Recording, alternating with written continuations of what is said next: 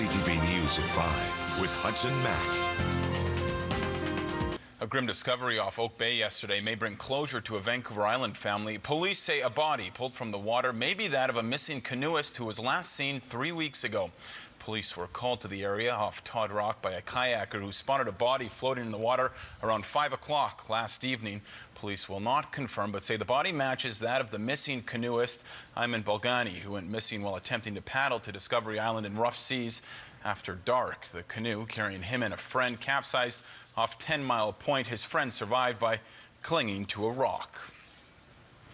West Shore RCMP have a warning for you tonight to keep your eyes peeled for any predators after a cougar was spotted in an oak tree, on SONGHEES First Nation.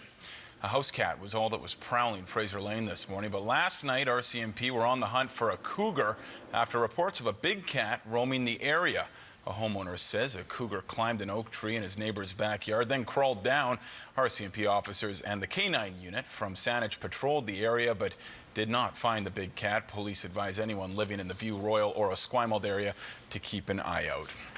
Well, what is usually a very busy holiday Monday at the ferry terminals on Vancouver Island was anything but, with BC Ferries recording smooth sailings this afternoon. Traffic was steady out at SWARTZ Bay for much of the day, with the usual one sailing wait for people heading back to the mainland. It was a different picture on the Mid-Island, however. The Duke Point to Tsawwassen route saw 2 sailing waits for much of the day. At Departure Bay, traffic was also steady with a 2 sailing wait for the 3 p.m. Things began to clear up after that ferry sailed, though. You can head to bcferries.com for the current conditions. Victoria's Symphony made more than just a splash last night. Nearly 40,000 spectators from far and wide packed Victoria's Inner Harbour to take in the sights and the sounds. People with lawn chairs, blankets, and a few kayaks gathered to listen to take in the 23rd Annual Symphony Splash. The floating orchestra featured classical and popular musical selections, a young soloist, and even had a special guest appearance from the MV Coho. The biggest bang came from the crowd-pleasing fireworks. The free event doesn't come cheap, however. Organizers say donations are crucial to keep it afloat. We want everybody to enjoy the music. However, donations are critical to this event. So those that can donate, we really encourage them to do so. And we ask for a minimum of $5, but certainly if people can donate more, we really appreciate it. And what we're doing here today is presenting 9 hours of music and entertainment. So for a relatively small contribution, I think we give everybody a lot of wonderful entertainment. The city says on average it raises around $1 per person attending. Last year it raised nearly $45,000. CTV's Adam Sawatsky emceed the event, and he will have much more on Symphony Splash coming up later in Arts and Lifestyle. The oldest beluga at the Vancouver Aquarium has died at the age of 46. Staff at the aquarium say Kavna died around 3 o'clock this afternoon. The aquarium's veterinarian says the beluga had been acting strangely over the past few weeks. Some tests were done and specialists were brought in for consultation. In the wild, belugas are believed to live between 25 and 30 years. The Vancouver Aquarium says Kavna had lived a long and healthy life at the aquarium. She'd been there since 1975. A full necropsy will be performed in 2 days to determine the cause of death. Conservation officers are trying to track down a frequent furry visitor in North Vancouver after the large black bear raided a family's pantry in search of a snack. The bear walked right into a house with an open front door on Friday and rummaged through the kitchen's pantry. The homeowner says the black bear managed to escape out a back window, leaving paw prints behind on the walls. The bear is well known for making his rounds in the woodsy neighborhood and is harmless, says neighbors. Neighbors believe the bear was just following his nose.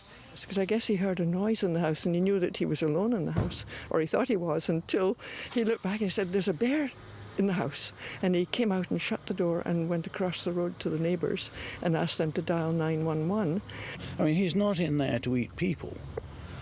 He's there simply to find food, which is like we all do.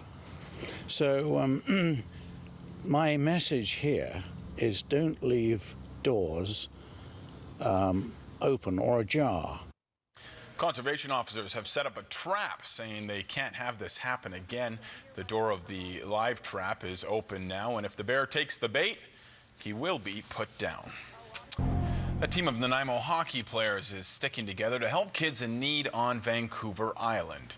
The Youth Sticking Together team couldn't stick it out for the world's longest hockey game record in July, but it did score a major goal by raising money for their local community.